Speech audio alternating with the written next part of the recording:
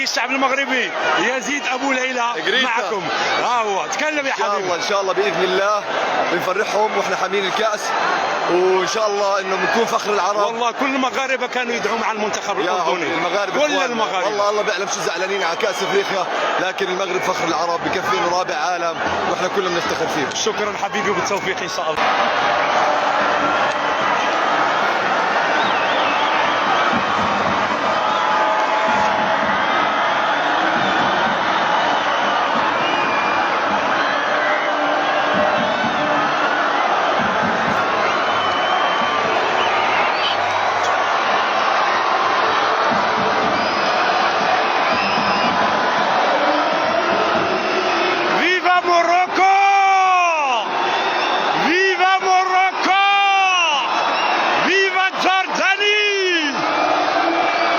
أنا قلت لكم إن شاء الله الرحمن الرحيم نلتقي في مباراة النهائي، والحمد لله رب العالمين ما خيب ظني.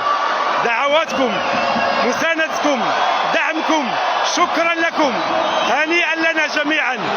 والله القسم سعادة لا توصف. المغاربة كانوا بقلبهم، دعواتهم كلهم معنا، اتصالات، رسائل، دعوات، كل شيء كان كيوصلنا.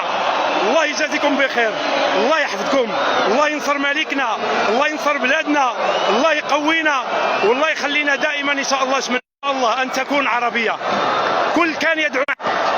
الكل كان يدعو معنا على ان نصل النهائي، ولكن اليوم ندعو لاخواننا القطريين ان يكونوا ان شاء الله فائزين متاهلين غدا ان شاء الله، حتى تكون النهايه عربيه ان شاء الله، قطريه اردنيه بالوان مغربيه. يحيى الوطن، الله الوطن الملك. وعيشوا معايا الاجواء ديال الفرحه جماهير الاردنيه هنا بالاراضي القطريه.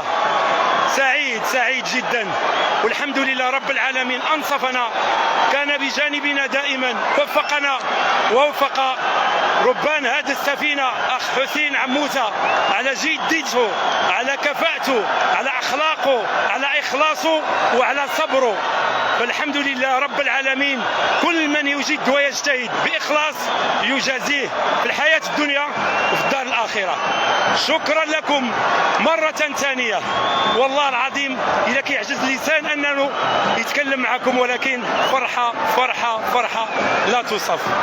يعني كنا تحت ضغط كبير، وكانت ممارسه علينا كثير من الضغوطات، ولكن امنا بالعمل، امنا بالاخلاص، امنا بالاجتهاد والمثابره، حتى وصلنا الى كتابه مجد بلد شقيق، بلد نحبه ويحبنا، بلد نتعاطف معه دائما ويستقبلنا بكل الترحاب. شكرا شكرا شكرا. ونفتخر اننا مغاربه، نفتخر اننا مغاربه، وننتمي لبلد يصنع الابطال، بلد يصنع الرجال، بلد يصنع الشرفاء. سامحوني ان لم ارد على الرسائل القادمه من المغرب، لان كثيره وكثيره، وكان تركيزنا على العمل وعلى الوصول الى هذا المبتغى.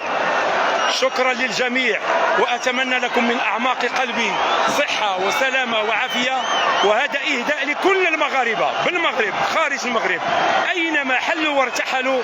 شكرا لكم، هديتنا لكم، وإن شاء الله الرحمن الرحيم سنواصل المسار لنحقق إن شاء الله، إن كان في العمر بقية، وإن كان هناك توفيق من رب العالمين، أن نحمل الكأس الآسيوية وتدخل سجل تاريخنا ومسارنا الرياضي.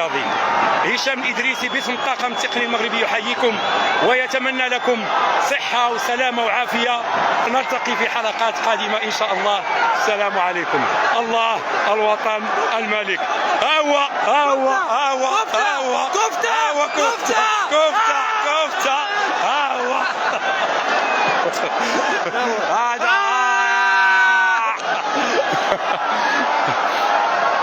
أنا بنجيب لكم لاعب من اللاعبين المتميزين في هذا الدورة. علي علوان، واحد من الأباطرة.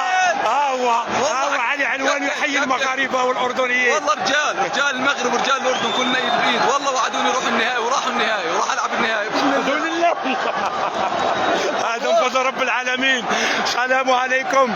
اجيبكم مره اخرى. يزيد يزيد يزيد الحارس يزيد ابو ليلى عملاق المرمى. ها هو يحييكم.